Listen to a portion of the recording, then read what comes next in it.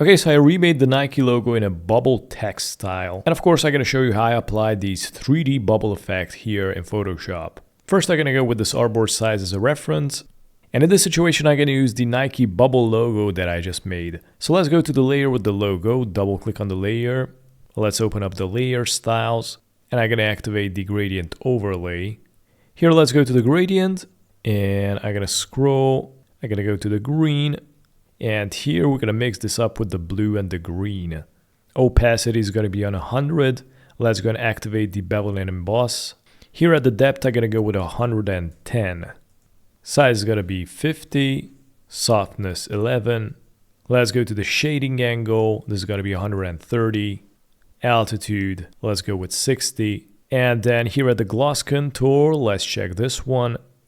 Highlight mode, I'm going to change this to screen.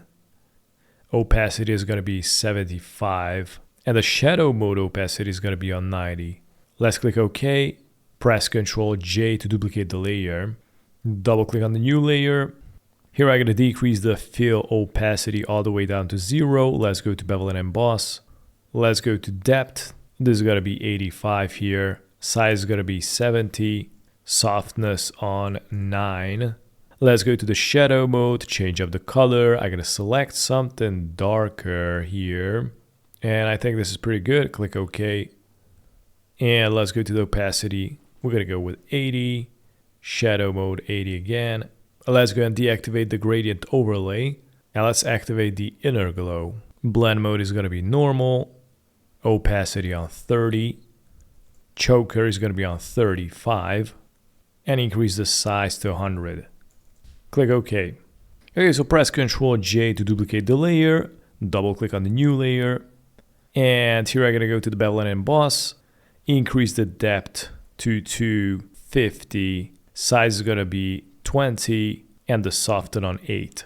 Now let's go to the shadow mode, and I'm going to change the color to some brighter blue.